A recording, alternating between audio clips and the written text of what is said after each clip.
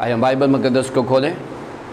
Bible مقدس میں سے مقدس پولس رسول کا غلطیوں کی کلیسیا کے نام خط، اس کا 5واں باب، اس کی 16ویں آیت سے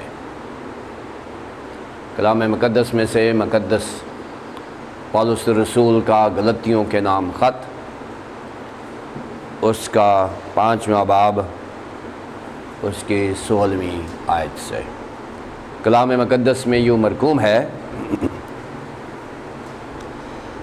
مگر میں یہ کہتا ہوں کہ روح کے موافق چلو تو جسم کی خواہشوں کو ہرگز پورا نہ کرو گے، کیونکہ جسم روح کے خلاف خواہش کرتا ہے اور روح جسم کے خلاف، اور یہ ایک دوسرے کے مخالف ہیں، تاکہ جو تم چاہتے ہو وہ نہ کرو، اور اگر تم روح کی ہدایت سے چلتے ہو تو شریعت کے ماتحت نہیں رہے۔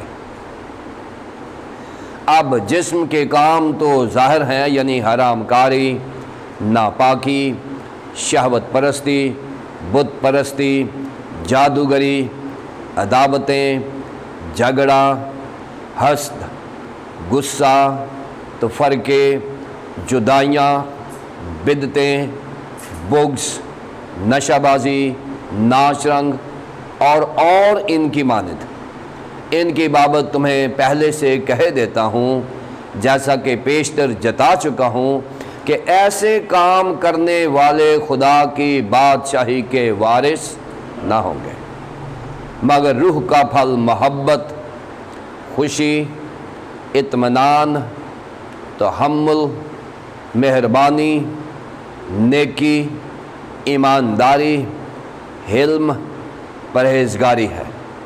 ایسے کاموں کی کوئی شریعت مخالف نہیں۔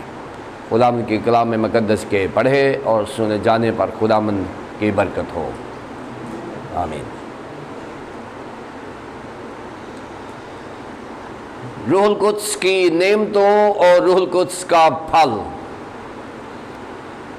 اس کے اوپر ہم نے ایک کورس چلایا ہے 20 لیسنز کا، جن میں سے 10 لیسنز جو ہیں وہ روح القدس کی نعمتوں سے متعلق ہم نے بات کی ہے، جو ہم نے پہلے سے ہی یوٹیوب پہ ان کو اپلوڈ کر دیا ہے۔ اس کے بعد ہم نے 10 اسباق جو ہیں وہ روح القدس کا پھل اس پر مینج کیے ہیں، جس میں پہلے لیسن میں ہم نے روح القدس کی نعمتوں اور پھل کے تعلق سے ایک انٹروڈکشن دیا ہے، اور میں چاہوں گا کہ اگر آپ نے روح القدس کا پھل، یہ پورا کورس 10 اسباق پر مشتمل ہے، اس کے اوپر سیکھنا ہے تو پہلا لیسن ضرور دیکھیں، کیونکہ اس میں ہم نے ایک نٹشل انٹروڈکشن دے دیا ہے، جس میں آپ سیکھ سکتے ہیں کہ روح القدس کا پھل کیا ہے۔ اس کے بعد لیسن نمبر 2 اور 3 اور 4 میں محبت، خوشی اور اطمینان کی بات کر دی ہے ہم نے۔ پھر لیسن نمبر 5، 6 اور 7 میں تحمل، مہربانی اور نیکی کے تعلق سے ہم نے سیکھا، اور پھر 8، 9 اور 10 میں، لیسن نمبر 8، 9 اور 10 میں ہم نے ایمانداری، حلم اور پرہیزگاری کے تعلق سے سیکھ رہے ہیں۔ یہ میں نے 3 اس لیے بولے ہیں کہ خداوند کے جو لوگ ہیں، جو کامنٹیٹرز ہیں، جو مفسرین ہیں، انہوں نے ان 9 فلیورز کو 3 حصوں میں تقسیم کیا ہے، اس لیے میں نے بھی ان کو 3 کا سیٹ بنایا ہے۔ لیکن اس سے پہلے کہ ہم اس پر مزید بات کریں، اور آج 10واں لیسن جو آخری لیسن ہے روح القدس کے پھل کے اوپر، اس پر ہم بات کریں گے، جسے بائبل مقدس میں پرہیزگاری، اور انگلش میں سیلف کنٹرول لکھا گیا ہے۔ اس سے پہلے کہ ہم آج اس آخری لیسن کو میڈیٹیٹ کریں، میں چند انٹروڈکٹری باتیں ہر لیسن سے پہلے کرنا پسند کرتا ہوں، تاکہ اسٹیٹ اوے پرہیزگاری پر آنے سے شاید ہمارا کانٹیکسٹ نکل جائے، اور کانٹیکسٹ کے بغیر کسی ٹیکسٹ کو پریچ کرنا یہ کوئی عقل مندی نہیں ہے، یہ بائبل کی ٹرو پریچنگ نہیں ہے، کیونکہ ہر بائبل کے ٹیکسٹ کو ہمیشہ اس کے کانٹیکسٹ میں پریچ کرنا ہوتا ہے۔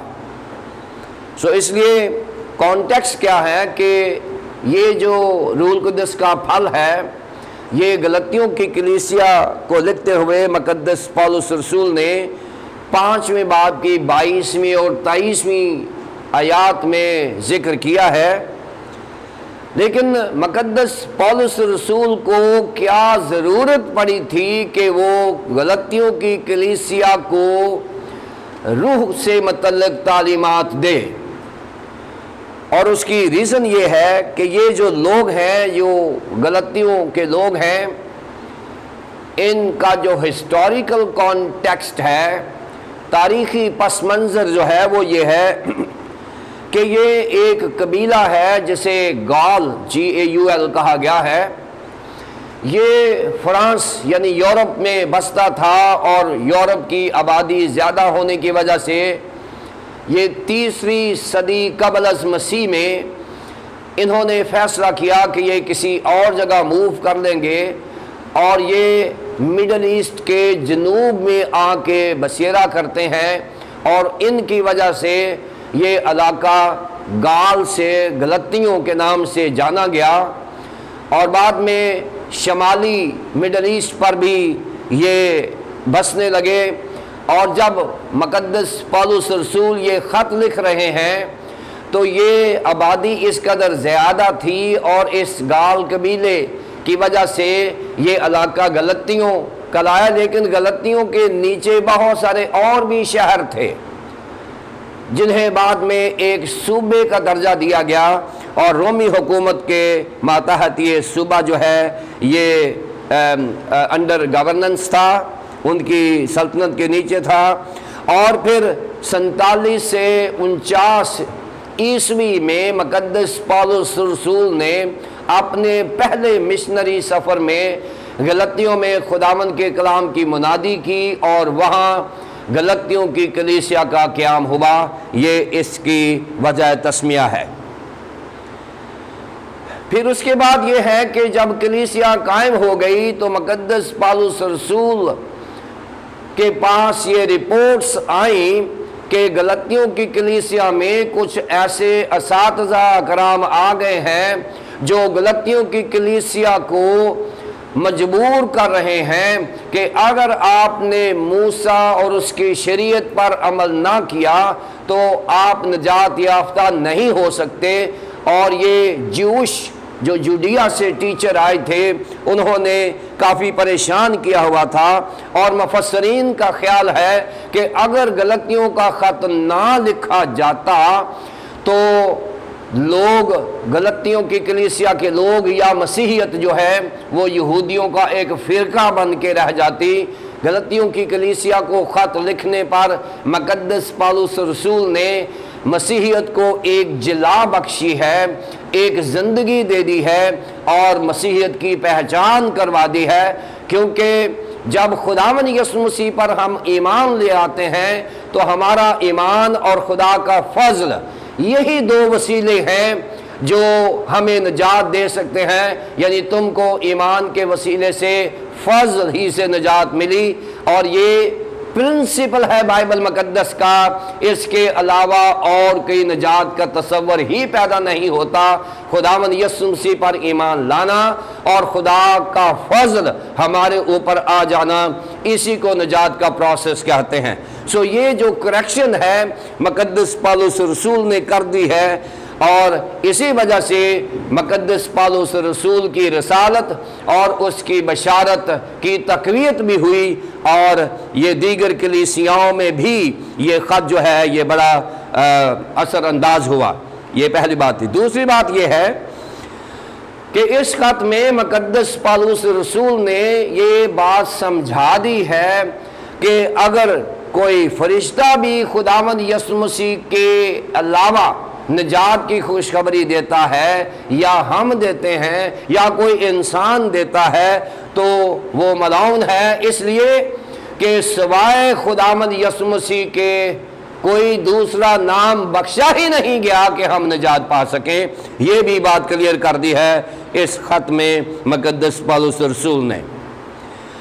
پھر اس کے بعد مقدس پالوس رسول نے یہ بھی بات کر دی ہے کہ غلطیوں کی کلیسیا کو خط لکھنے سے اس وقت کی کلیسیائیں اور آج کی کلیسیائیں، یعنی پہلی صدی کی کلیسیائیں اور 21ویں صدی کی کلیسیائیں جو ہیں وہ ٹرانسفارم ہو رہی ہیں، ان میں تبدیلی آتی جا رہی ہے۔ اور یہی وجہ ہے کہ پوری دنیا میں اگر کوئی مذہب صحیح طور پر جانا پہچانا جاتا ہے اپنی حلیمی سے، اپنے کام اور کردار سے، تو وہ مسیحی مذہب ہے، اس لیے کہ خداوند یسوع مسیح کے علاوہ اور کوئی نام بخشا ہی نہیں گیا کہ ہم نجات حاصل کر سکیں، اور اسی نام سے یہ زندگیاں تبدیل ہوتی ہیں، اسی نام سے ان زندگیوں میں زندگی آتی ہے۔ پھر مقدس پالوس رسول نے روح القدس کا پھل کا ذکر کر کے یہ بھی بیان کر دیا ہے کہ کرنتھیوں میں اگر مقدس پالوس رسول نے روح القدس کی نعمتوں کا ذکر کیا ہے تو وہاں ضرورت نعمتوں کی تھی اور یہاں ضرورت روح القدس کے پھل کی تھی، اس لیے کہ غلطیوں کی کلیسیا میں شریعت پر زیادہ زور دیا جا رہا تھا، اور شریعت جو ہے وہ کاموں سے، ذہن میں رکھیں، شریعت جو ہے وہ کاموں سے ریکگنائز ہوتی ہے، لیکن جو روحانیت ہے، مسیحیت جو ہے، وہ زندگیوں کے پھل میں سے نظر آتی ہے، زندگیوں کے پھل میں سے۔ یعنی اگر زندگیوں میں محبت، خوشی اور اطمینان ہے تو اس کا مطلب یہ ہے کہ وہ زندگی روح القدس کے ساتھ جڑی ہوئی ہے۔ اگر زندگیوں میں تحمل، مہربانی، نیکی ہے تو اس کا مطلب ہے وہ زندگی کلیسیا کے ساتھ جڑی ہوئی ہے، اور اگر زندگیوں میں ایمانداری، حلم اور پرہیزگاری ہے تو اس کا مطلب ہے کہ وہ ایک معیاری مسیحی ہے۔ یہ ساری چیزیں خداوند یسوع مسیح کے ساتھ جڑے رہنے سے ہوتی ہیں، اور یہی وجہ ہے کہ خداوند کے بندہ مقدس پالوس رسول نے روح القدس کے پھل کو مسیحی قابلیت اور اہلیت اور کوالیفیکیشن کا نام دے دیا ہے، کہ روح القدس کا جو پھل ہے اگر کسی زندگی میں ہوتا ہے تو وہ اس کی ڈگری ہے، وہ اس کی سند ہے کہ یہ مسیحی ہے۔ اگر کوئی کہے کہ میں مسیحی ہوں تو اس کو یہ پھل دکھانے چاہیے۔ اگر کوئی ہم میں سے یہ کہے کہ میں نے گریجویشن کی ہے تو کہنے کی تو بات ہے، کوئی بھی کہہ سکتا ہے، لیکن اس کا ثبوت کیا ہے کہ میرے پاس اس گریجویشن کی ڈگری ہے۔ اگر کوئی کہے کہ میں مسیحی ہوں اور اس کی زندگی میں روح القدس کا پھل نہیں ہے تو آپ کے پاس وہ ڈگری نہیں ہے، آپ کے پاس وہ سند نہیں ہے کہ آپ ثابت کر سکیں کہ آپ مسیحی ہیں۔ مقدس پالوس رسول نے کہا ہے کہ جس شخص میں محبت، خوشی، اطمینان نہیں ہے وہ مسیح کے ساتھ نہیں جڑا ہوا، جس شخص میں تحمل، مہربانی، نیکی نہیں ہے وہ کلیسیا کے ساتھ، چرچ کے ساتھ نہیں جڑا ہوا، اور جس شخص میں ایمانداری، حلم اور پرہیزگاری نہیں ہے وہ معیاری مسیحی نہیں ہے۔ یہ اس لیے اس کو اسپریچول کوالیفیکیشن کے طور پر جانا جاتا ہے۔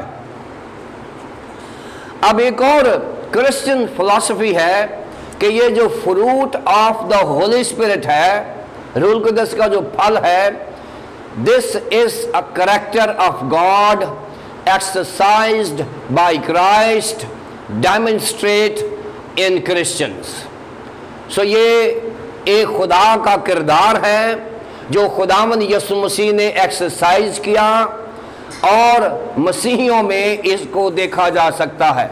یہ ایک کرسچن فلسفی ہے جو بتائی گئی ہے کہ روح القدس کا پھل ایسے ہی نہیں ہے۔ اب میں ہر دفعہ اس کی بوٹینیکل ویلیو بیان کرتا ہوں کہ جو پھل ہوتا ہے اس کا جو علم النباتات میں बॉटनी में उसकी 3 बड़ी अहमियत हैं जो यहाँ बयान की गई हैं। पहली बात कि फ्रूट जो होता है, फल जो होता है, ये फलदार दरख्त को लगता है, ये थॉर्न्स एंड थिसल्स में नहीं होता, ये ऊंट कटारों और झाड़ियों में नहीं लगता। आम का फल आम के दरख्त को लगता है। सो जो भी फल होगा वो उसी दरख्त को लगेगा। रूहुल कुद्दस का जो फल है ये क्रिश्चियंस को उस वक्त लगता है जब वो क्राइस्ट के साथ जुड़े होते हैं। अगर क्राइस्ट के साथ आप जुड़े नहीं हुए तो आपकी ज़िंदगी में ये फल भी नज़र नहीं आएगा। लिहाजा खुदावंद यीशु मसीह के साथ जुड़े रहने से, बोटेनिकली स्पीकिंग, उसने कहा है कि अंगूर का हकीकी दरख्त मैं हूँ और तुम मेरी डालियाँ हो। सो खुदावंद यीशु मसीह के साथ जुड़े रहना एक बिब्लिकल स्पिरिचुअल प्रिंसिपल है कि हम फलदार ज़िंदगी साबित हो सकते हैं। दूसरी बात कि ये जो फलदार दरख्त होते हैं ये रातों रात फल नहीं दे देते। इनके ऊपर फल लगने, फल पकने और मैच्योर होने तक वक्त दरकार होता है। पहले बूर निकलता है, सारी स्टेजेस जब हो जाती हैं तो दरख्त के ऊपर फल जो होता है वो मैच्योर हो जाए तो उसका फ्लेवर और दरख्त से झड़ा हुआ फल जो होता है उसके फ्लेवर में ज़मीन आसमान का फ़र्क होता है। आज क्योंकि हमारी बॉटनी ने बड़ी तरक्की कर ली है और आज हम थोड़े से इम्पेशेंट, बेसब्रे भी हो गए हैं क्योंकि हम बिजनेस माइंडेड होते हैं। हम दरख्त का फल दरख्त के ऊपर पकने नहीं देते, हम उसको उतार लेते हैं और उतार के उसको साइंटिफिकली उसको राइप करते हैं, मैच्योर करते हैं और उसका पता भी चल जाता है कि ये पैल का पका हुआ है। सो उसमें और मैच्योर फल जो दरख्तों के ऊपर से उतरता है उसमें ज़मीन और आसमान का फ़र्क है। बताना मैं ये चाहता हूँ कि बहुत सारी मिनिस्ट्रीज़ पूरी दुनिया में चल रही हैं।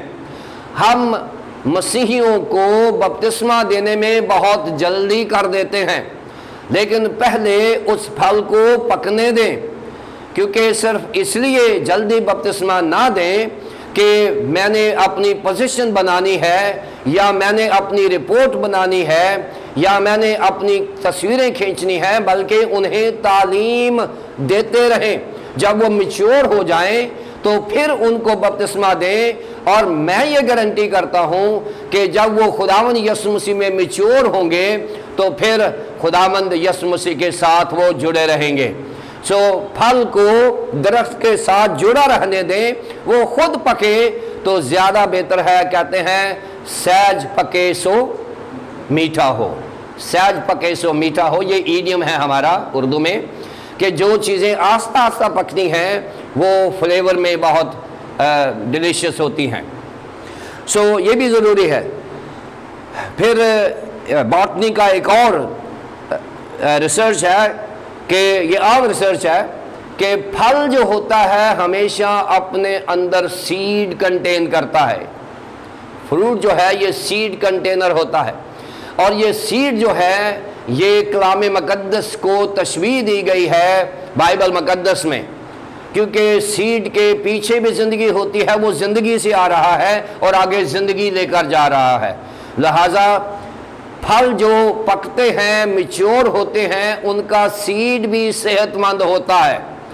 और सेहतमंद सीड जो होता है, आजकल बॉटनी में ये जो रिसर्च कर रहे हैं एग्रीकल्चरल में, वो कहते हैं कि सीड जो है उसको साइंटिफिकली प्रूव किया जाए।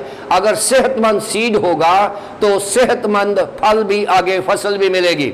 सो ये भी एक रिसर्च हो रही है कि रूहुल कुद्दस का फल जो सीड कंटेन करता है, अगर वो मैच्योर तरीके से मैच्योर हुआ है और अच्छे तरीके से पका है तो उसका सीड भी सेहतमंद होगा और आगे जो लेगेसी हेरिटेज होगा वो भी एक मैच्योर होगा, आगे मसीहियत मजबूत होती जाएगी।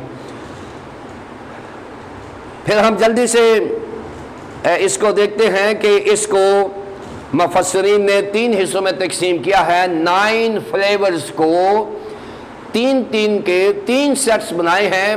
پہلے جو 3 ہیں محبت اور خوشی اطمینان، مفسرین انہیں خداوند یسوع مسیح کے ساتھ جوڑتے ہیں کہ یہ جو پراپرٹی ہے، یہ جو ایٹریبیوٹس ہے، یہ جو کریکٹرسٹکس ہیں، یہ جو خوبیاں ہیں، یہ جو کردار ہے، یہ خداوند یسوع مسیح کا اثاثہ ہے۔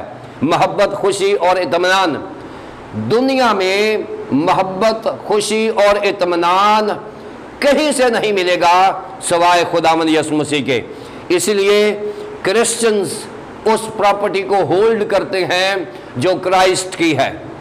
پھر اس کے بعد تحمل، مہربانی اور نیکی کو مفسرین نے چرچ کے ساتھ جوڑا ہے، یعنی یہ کلیسیائی گفٹ ہے جو روح القدس کے وسیلے سے ملتا ہے۔ اور یہاں سے میں اکثر یہ اپنا کنسرن شو کرتا ہوں کہ آج کل الیکٹرانک میڈیا ہماری مدد کر رہا ہے اور گھر گھر بیٹھے ہم خداوند کے کلام کو سن رہے ہیں۔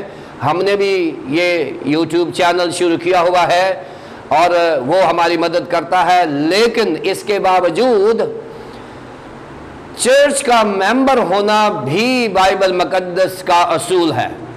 اگر آپ اب تک کسی چرچ کے ممبر نہیں ہیں تو ضرور کسی بھی چرچ کے ممبر بن جائیں۔ اگر آپ کلیسیائی ممبر نہیں ہیں تو آپ میں یہ 3 چیزیں نہیں ملیں گی، تحمل، مہربانی اور نیکی۔ یہ 3 چیزیں جو ہیں یہ ملیں گی کلیسیائی رکن بننے سے۔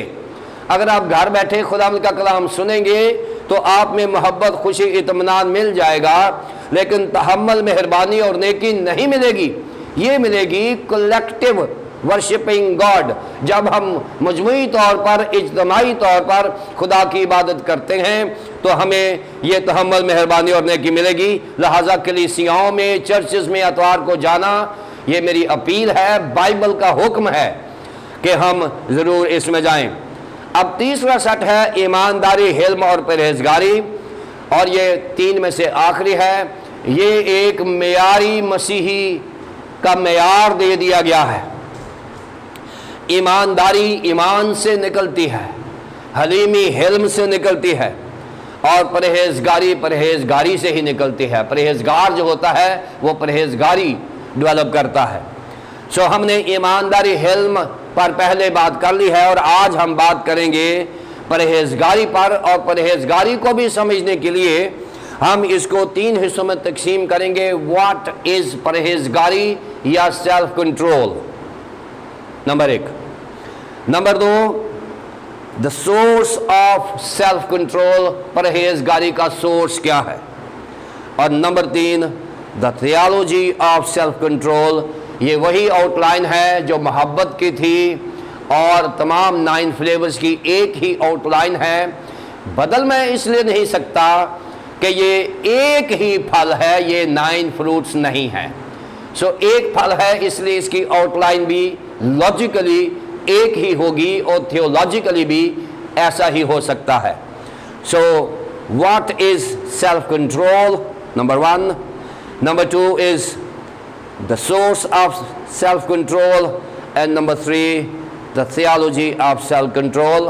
اب ہم دیکھیں گے نمبر 1 what is self-control، کہ پرہیزگاری کیا ہے۔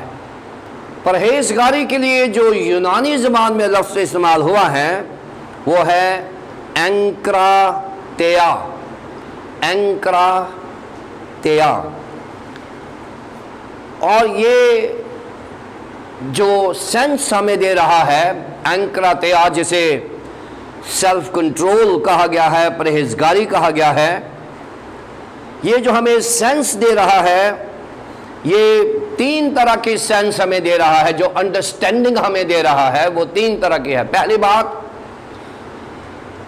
کہ ہم اپنے آپ کے اوپر کنٹرول کر کے رکھیں۔ پہلی جو سینس ہے وہ یہ ہے کہ انکراتیا سے مراد یہ ہے کہ ذہنی طور پر ایسی چیز کا انتخاب کرنا جو ہمیں ہمارے اوپر کنٹرول کرنے کی طاقت بخشے، یہ پہلی سینس ہے۔ دوسری سینس یہ ہے کیونکہ ہم اپنی مدد آپ کے تحت اپنے اوپر کنٹرول نہیں کر سکتے، تو دوسری سینس اس کی یہ بنتی ہے کہ surrendering to God for help, کہ اگر ہم سیلف کنٹرول میں ناکام رہے ہیں تو انکراتیا جو ہے یہ ہمیں دوسری سٹیج میں لے جاتا ہے۔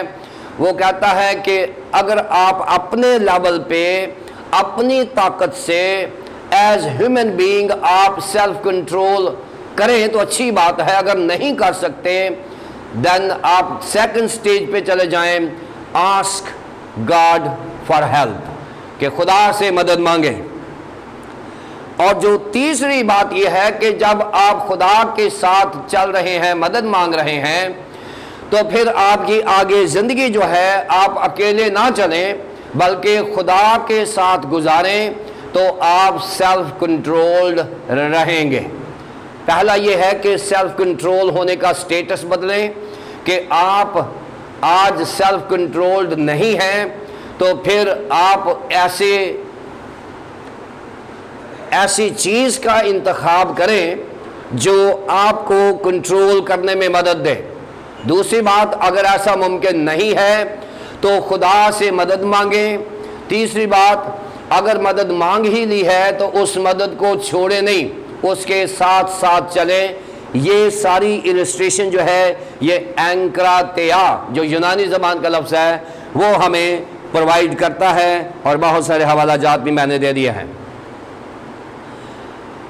دوسری جو انڈرسٹینڈنگ ہے وہ یہ ہے کہ انکراتیا جو ہے ایک ایسی کوالٹی ہے انسانی جسم میں، انسانی برین میں، دل و دماغ میں، ایک ایسی کوالٹی ہے، ایسی قدرت ہے جو انسان کو اپنے کنٹرول میں لے آتی ہے، یعنی انسان اپنے کنٹرول میں آ جاتا ہے، انسان آپے سے باہر نہیں ہوتا۔ یہ ایک ایسی ایبلٹی ہے جو ہمیں خداوند کے پاک روح سے ملتی ہے، اور اس کا تعلق ہمارے دل و دماغ کے ساتھ ہے۔ ہمارا دل اور دماغ جو ہے اس ایبلٹی کو کنٹرول کر سکتے ہیں اگر خداوند ہمارے ساتھ ہے۔ یہ ایک قابلیت ہے، ایک قابلیت ہے، ایک اہلیت ہے جو خداوند نے ہمیں دی ہے۔ ولیم بارکلے نیو ٹیسٹامنٹ کا کومنٹیٹر ہے، وہ یہ لکھتا ہے کہ انکراتیا جو ہے یہ ایک ایسی ایبلٹی ہے، ایک ایسی کوالٹی ہے جو انسان کو اس زمین پر رہتے ہوئے بھی آسمانی باشندہ بنا سکتی ہے۔ یہ ولیم بارکلے نے تھیولوجیکل سٹیٹمنٹ دے دی ہے۔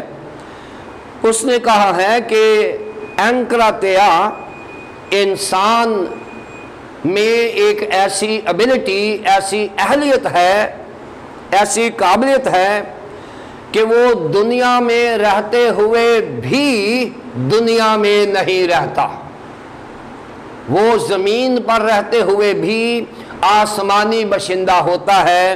یہ ولیم بارکلے نے بتایا ہے کہ واٹ از سیلف کنٹرول۔ اس کے بعد سیلف کنٹرول سے متعلق افلاطون نے بھی بات کی ہے۔ افلاطون یونانی فلاسفر ہے، اس نے انکراتیا سے متعلق بتایا ہے کہ یہ سیلف ماسٹری ہے، سیلف ماسٹری ہے۔ اور یہ جو سیلف ماسٹری ہوتا ہے یعنی اپنے آپ کا ماسٹر ہونا، یعنی اپنے جسم کو ماسٹر کرنا، یعنی ہم اپنے جسم کو کنٹرول کرتے ہیں، ماسٹر کرتے ہیں، اس کی تمام خواہشات، اس کی تمام خواہشات اور لو آف پلیجر، یعنی unnecessarily جو انجوائمنٹ ہوتا ہے، جو لو آف پلیجر، جو خوشیوں کو حاصل کرنے کے لیے جو بائبل کی خوشیاں نہیں ہیں ان کو حاصل کرنے کے لیے انسان محنت کرتا ہے یا انفیئر مینز استعمال کرتا ہے۔ افلاطون نے کہا ہے کہ اس کو ماسٹر کرنا جو ہے یہ سیلف کنٹرول انکراتیا ہوتا ہے۔ اور پھر بائبل نے اس کی تصدیق کر دی ہے پہلا کرنتھیوں 9 باب کی 25 آیت میں کہ جو ایتھلیٹس ہوتے ہیں، جو دوڑنے والے ہوتے ہیں، وہ اپنے آپ کو دنیا کے معاملات میں نہیں پھنساتے۔ اور پھر اس کے بعد پہلا کرنتھیوں 7 باب کی 9 آیت میں بھی بیان کیا گیا ہے کہ کرسچنز کے پاس یہ ماسٹرنگ اسپرٹ ہوتی ہے کہ وہ اپنے جسم کو کنٹرول کر سکتے ہیں، ورنہ ایک نارمل ہیومن بینگ اس اہلیت کا مالک نہیں ہو سکتا۔ پھر اس کو سیکولر دنیا میں بھی سمجھا گیا ہے، یعنی بائبل سے باہر جو سیکولر دنیا ہے، خاص طور پر جو رومی گورنمنٹ تھی، اس وقت سیلف کنٹرول کو یہ سمجھا جاتا تھا، اور یہ سمجھا جاتا تھا کہ یہ this is a virtue of an emperor, یہ جو حاکم، وقت کا حاکم ہوتا تھا، رومی حاکم ہوتا تھا، اس کا یہ ورچو، یعنی اس کی یہ قابلیت، اس کا یہ کریکٹر ہوتا تھا، اس کی یہ اچھی بات ہوتی تھی کہ وہ اپنے ذاتی انٹرسٹ کو سیلف کنٹرول کی مدد سے حکومت پر اپلیکیشن نہیں کرتا تھا۔ یعنی اس کی اگر ذاتی دلچسپی ہے کسی چیز میں، تو وہ اپنی ذاتی انٹرسٹ کو گورنمنٹ میں اس کو اپلائی نہیں کرتا تھا۔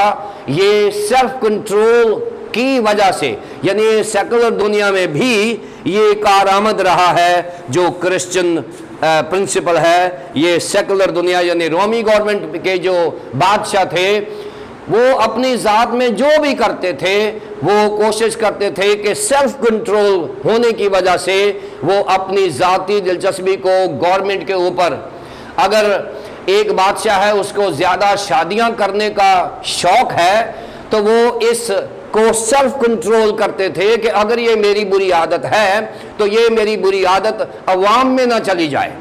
سو یہ سیلف کنٹرول ہونے کی میں نے جسٹ ایک مثال دے دی ہے کہ کوئی چیز ایسی جو کسی بادشاہ کی دلچسپی ہے، وہ رایا کی کے اوپر اثر انداز نہ ہو، اور وہ کیسے کنٹرول کرتے تھے؟ سیلف کنٹرول کی وجہ سے یہ سارا کچھ کرتے تھے۔ اب ابتدائی کلیسیا میں اور آج تک 2000 سال ہو گئے ہیں، تاریخ میں بہت ساری مثالیں ایسی ملتی ہیں، بہت سارے کردار ایسے ملتے ہیں، بہت ساری کلیسیائیں ایسی ملتی ہیں جن میں سیلف کنٹرول ہونے کی وجہ سے ان کی بیوٹیفیکیشن کا ذکر کیا گیا ہے۔ تاریخ ایسی مثالوں سے بھری پڑی ہے کہ تاریخ میں ایسے کردار موجود ہیں جنہوں نے سیلف کنٹرول کیا، اور وہ اپنی زندگی میں، اپنی معاشرتی زندگی میں، اپنی کلیسیائی زندگی میں وہ کامیاب رہے اور ہمارے لیے ایک مثالی کردار بن گئے۔ لیکن بہت سارے ایسے کردار اور بہت ساری ایسی کلیسیائیں بھی ملتی ہیں جنہوں نے اپنی بیوٹی کو اگلی نسل میں تبدیل کر لیا، یعنی وہ بدنما ہو گئے جنہوں نے سیلف کنٹرول نہیں کیا۔ سو سیلف کنٹرول کرنا کرسچن ایٹریبیوٹ ہے، کرسچن کریکٹر ہے۔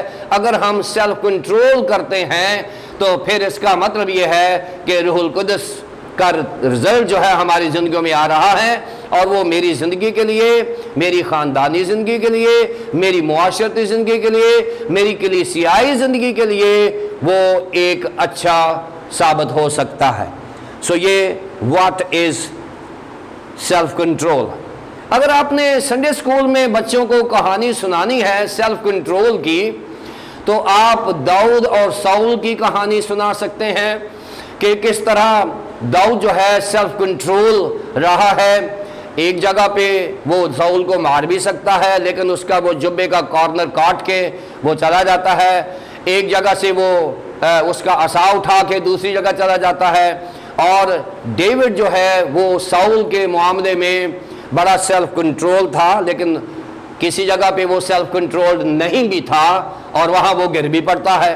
سو اس لیے नहमाया 4 बाब अगर पढ़ेंगे नहमिया, वहाँ पर नहमिया का सेल्फ कंट्रोल हम देखते हैं कि किस तरह वो मुस्बत होकर सेल्फ कंट्रोल कर रहा है और खुदा के मिशन को कर रहा है।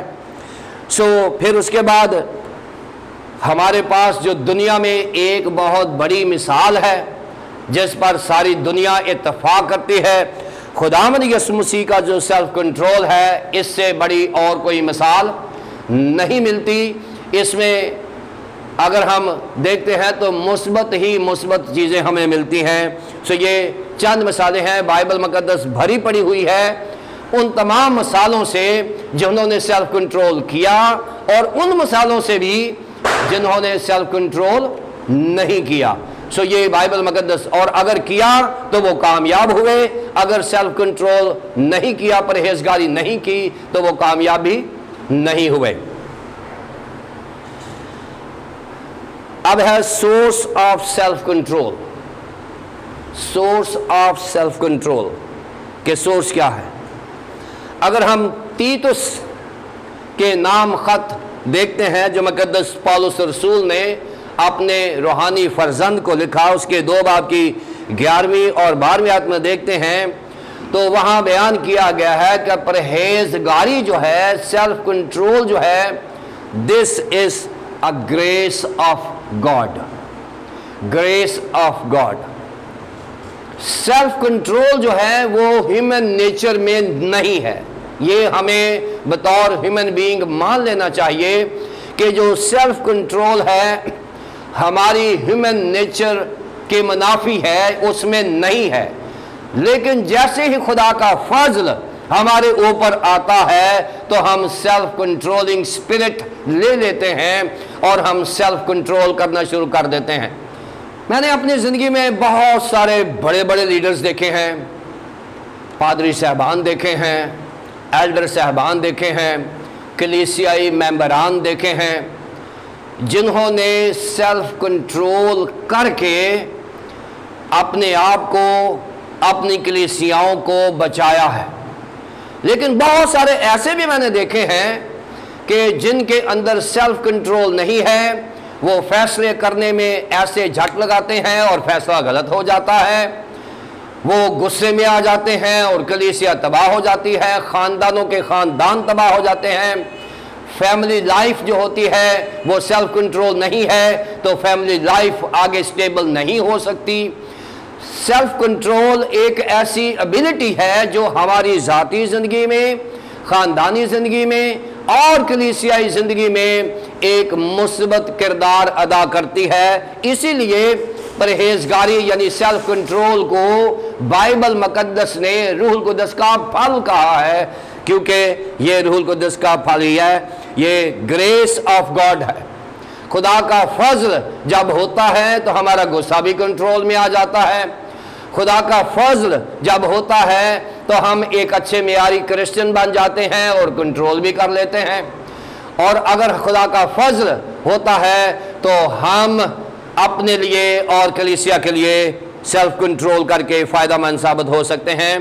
पहली बात कि grace of God is the source of self control. दूसरी बात, द गाइडलाइन ऑफ क्राइस्ट। पहला है ग्रेस ऑफ गॉड, दूसरा है गाइडलाइन ऑफ क्राइस्ट। कि खुदावंद यीशु मसीह की जो हदायत हैं, उसकी जो अपनी ज़िंदगी के समरात हैं, उसकी जो अपनी ज़िंदगी में चीज़ें सामने आई हैं नमूना बन के, वो हमारी ताकत बनती हैं कि खुदावंद यीशु मसीह बतौर ह्यूमन, क्योंकि वो कामिल इंसान और कामिल खुदा था, बतौर ह्यूमन उसने एक मेयारी सेल्फ कंट्रोल्ड एग्जाम्पल उसने हमें दे दी है। मिसालें देख लीजिए कि वो सब बातों में हमारी ही तरह आजमाया गया तो भी वो बेगुनाह रहा, इब्रानियों 4:15। और आजमाइशों में से गुजर जाना, ये सेल्फ कंट्रोल ही हमारी मदद करता है कि खुदावंद यीशु मसीह बतौर ह्यूमन वो हमारी ही तरह सब बातों में اور آپ جانتے ہیں کہ سب باتوں میں ہر قسم کا گناہ آتا ہے، وہ سب باتوں میں ہماری ہی طرح آزمایا گیا، اس پر ہر وہ آزمائش آئی جو ایک نارمل انسان پر آ سکتی ہے، لیکن تب بھی وہ بے گناہ رہا۔ یہ سیلف کنٹرول کی مثال ہے ہمارے سامنے۔ He committed no sin, neither was deceit found in his mouth. نہ اس نے گناہ کیا اور نہ اس کے منہ سے کوئی مکر کی بات نکلی۔ یہ مقدس پطرس رسول نے پہلے خط میں دوسرے باب کی 22ویں آیت میں اس کا ذکر کیا ہے۔ پھر اس کے بعد یہ ہے کہ جب خداوند یسوع مسیح باغ گتسمنی میں تھے تو ان کا پسینہ خون کی بوندیں بن بن کے ٹپک رہا تھا، اس دوران میں بھی خداوند یسوع مسیح سیلف کنٹرولڈ رہے۔ یہ کسی بھی انسان کی آخری حالت ہوتی ہے جب انسان اپنے آپ کو چھوڑ دیتا ہے، اور میں سمجھتا ہوں کہ خدا نخواستہ اگر ہمارے اوپر تھوڑا سا پریشر آ جائے تو ہم طوفان برپا کر دیتے ہیں، گھر میں بچوں کو مار، بیوی کے ساتھ لڑائی کر، ادھر ادھر کر، لیکن اتنے پریشر میں بھی خداوند یسوع مسیح اپنے آپ پر کنٹرول کرتے ہیں، کیونکہ سیلف کنٹرول ہمیں روحانیت کی طرف لے جاتا ہے۔ یہ بات میں دیکھتے ہیں کہ سیلف کنٹرول ہونا یہ بہت بڑی بلیسنگ ہے۔ یہ لوکا کی انجیل 22 باب کی 44 آیت میں ہے۔ پھر اس کے بعد خداوند یسوع مسیح ایک جگہ پر متی کی انجیل 26 باب کی 53ویں آیت میں اور پھر 27-14 میں اور لوکا 23-9 میں ایک جگہ پر جاتے ہیں اور وہاں ان کا ٹرائل ہو رہا ہے۔ وہاں بتاتے ہیں کہ اگر خداوند یسوع مسیح چاہتے تو وہ 12 تمن فوج بلوا کر اپنی مدد کے لیے وہاں پکار لیتے، لیکن انہوں نے کہا نہیں، خدا کا مشن 12 لیجنز یعنی 12 تمن فوج، اور یہ جو فوج ہے یہ بہت بڑی تعداد ہے، یسوع مسیح کے کنٹرول میں تھی، لیکن یسوع مسیح نے اپنے مشن کی کامیابی کے لیے سیلف کنٹرول کا سہارا لیا اور ایک مثال قائم کر دی۔ خداوند یسوع مسیح نے اس سارے ٹرائل میں، ساری مشکل میں، ساری مصیبت میں اپنے آپ کو خدا کی مرضی کے تابع رکھا، اور یہ سیلف کنٹرول کی بہت بڑی مثال ہے۔ پھر بائبل مقدس میں لکھا ہے کہ وہ گالی کھا کر بھی گالی نہیں دیتا تھا۔ پہلا پطرس اس کے 2 باب کی 23ویں آیت میں، وہ گالی کھا کر بھی، آج ہمیں کوئی گالی دے تو ہم نے دنیا کا اصول بنایا ہوا ہے کہ اینٹ کا جواب پتھر سے، اور کرسچن پرنسپل گیا ہے کہ لعنت کا جواب برکت سے۔ یہ کرسچن پرنسپل ہے کہ کوئی آپ کو لعن طعن کرتا ہے تو اس کا جواب برکت سے۔ سو یہ خداوند یسوع مسیح نے ہمیں پرنسپل دیا ہے، کوئی دوسرا مذہب اس قسم کے اصول فراہم نہیں کرتا جو خداوند یسوع مسیح نے ہمیں دیے ہیں، کہ وہ گالی کھا کر بھی گالی نہیں دیتا تھا۔ ہماری مسیحیت میں اینٹ کا جواب پتھر نہیں ہے بلکہ لعنت کا جواب برکت ہے۔ ہم نیکی کے وسیلے سے بدی پر غالب آتے ہیں، یہ بھی پرنسپل خداوند یسوع مسیح نے دیا ہے۔ سو یہ بھی سیلف کنٹرول ہونے کا نتیجہ ہے۔ خداوند یسوع مسیح کے بارے میں لکھا ہے کہ اس نے دکھ اٹھا اٹھا کر فرمانبرداری سیکھی، اور یہاں تک فرمانبردار رہا کہ موت بلکہ صلیبی موت گوارا کی۔ یہ بھی سیلف کنٹرول ہونے کا نتیجہ ہے۔ بتا رہا ہوں کہ پہلا سورس تھا grace of God, self control is the grace of God. Number 2، to be self controlled is the guideline of Christ, کہ خداوند یسوع مسیح کی جو گائیڈ لائن ہے وہ ہماری مدد کرتی ہے۔ اور تیسرا ہے gift of the holy spirit. پہلے ہے گریس آف گاڈ، دوسرا ہے گائیڈ لائن آف کرائسٹ، تیسرا ہے gift of the holy spirit. ابھی 3G کی بات کر رہا ہوں میں، 4G کی نہیں ابھی کی میں نے، 3G کی بات کی ہے۔ سو 3G ہے grace of God, guideline of Christ and gift of the holy spirit. یہ 3 G's ہیں جو ہمیں سیلف کنٹرول کا سورس فراہم کرتی ہیں. Theology of the self control. Self control روح القدس کا پھل ہے، یہ بیان کر چکا ہوں میں، لیکن یہ کہا کہ self control is an evidence of salvation and the protection of faith. کہ سیلف کنٹرول ہونے سے مراد یہ ہے کہ یہ ثبوت ہے ہمارے نجات یافتہ ہونے کا، اور یہ ذریعہ ہے ہمارے ایمان کے پروٹیکشن کا. اگر ہم سیلف کنٹرولڈ ہوتے ہیں تو ہمیں کیا فائدہ ہوتا ہے؟ ایک فائدہ ہوتا ہے کہ ہم ثابت کر سکتے ہیں کہ ہم نجات یافتہ مسیحی ہیں، اس لیے ہم سیلف کنٹرولڈ ہیں. نمبر 2، سیلف کنٹرول ہونے سے مراد یہ ہے کہ جو سیلف کنٹرولڈ ہے وہ اپنے ایمان کا آپ ہی محافظ ہوتا ہے، کیونکہ سیلف کنٹرول ہونا ایک ایسی ابیلٹی ہے کہ ہمارے ایمان کا تحفظ اس میں چھپا ہوا ہے. دوسری بات جو تھیولوجیکل ہے وہ یہ ہے کہ self control leads us to holiness. کہ سیلف کنٹرول ہونے سے مراد یہ ہے کہ ہم پاکیزگی کے سفر پر رواں دواں ہوتے ہیں. جتنا ہم اپنے آپ کو سیلف کنٹرول کرتے ہیں اتنا ہی ہم پاکیزگی کے عمل میں گہرے ہوتے جاتے ہیں. سو پاکیزگی کا جو عمل ہے یہ ہمیں ایک وقت ایسا ہوتا ہے کہ ہمیں پاکیزگی کے اس معیار تک لے جاتا ہے جہاں پر ہم خدا کو دیکھ سکتے ہیں، کیونکہ لکھا ہے مبارک ہیں وہ جو پاک دل ہے کیونکہ وہ خدا کو دیکھیں گے، وہ خدا کو دیکھیں گے. لہٰذا یہ سیلف کنٹرول ہے is leading to the holiness. یہ پاکیزگی کی طرف ہمارا سفر جو ہے وہ رواں دواں کرتا ہے سیلف کنٹرول جو ہوتا ہے. پھر تیسری بات، self control is possible because the holy spirit is powerful. کہ سیلف کنٹرول ایز ہیومن تو ہم اس کو پاسبل نہیں کہہ سکتے، یہ مشن امپاسبل ہے. لیکن self control is mission possible because the holy spirit is powerful.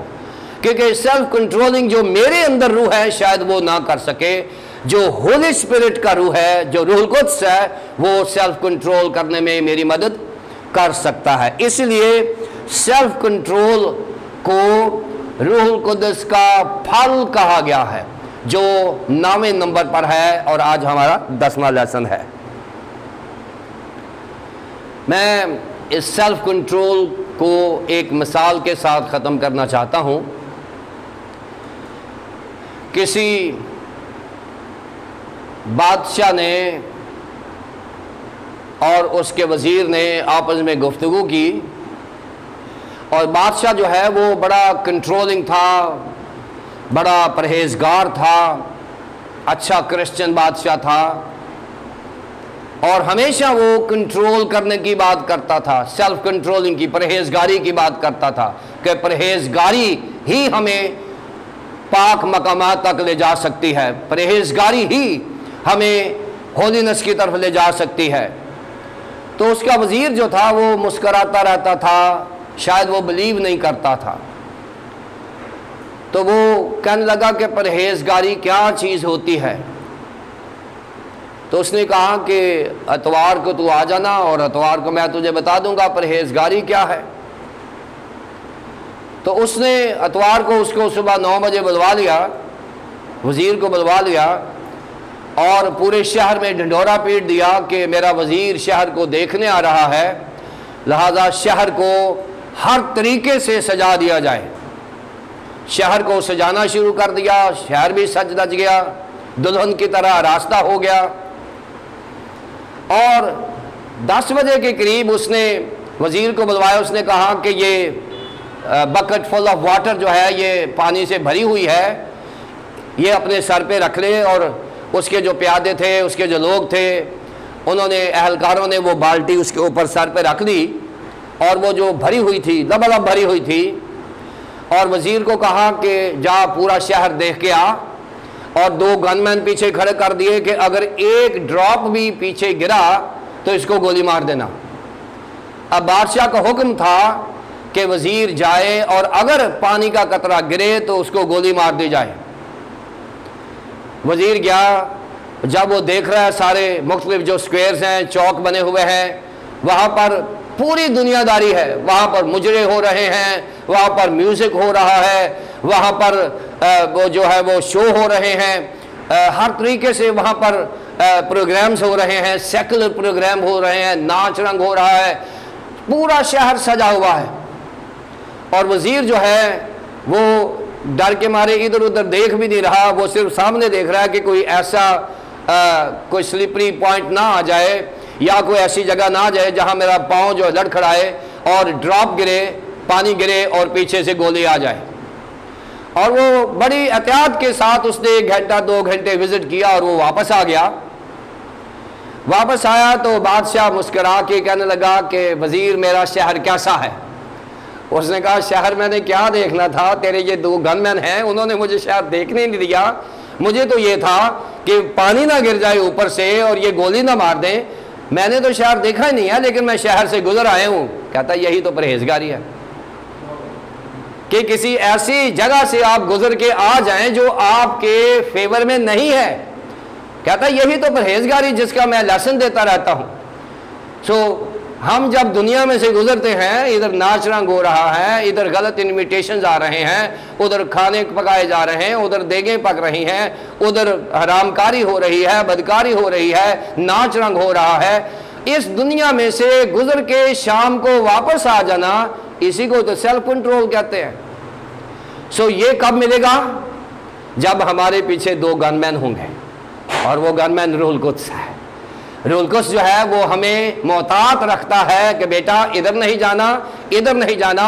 وہ خوف جو وزیر میں تھا، جو بادشاہ نے کہا تھا کہ وہ خوف جو ہے وہ اسے صحیح سلامت واپس لے آتا۔ خوف موت کا خوف نہیں، غلط کاری میں جانے کا خوف۔ اس وجہ سے پرہیزگاری جو ہوتی ہے وہ کسی بھی ایسی دنیا میں سے گزر کے صحیح سلامت واپس آ جانا۔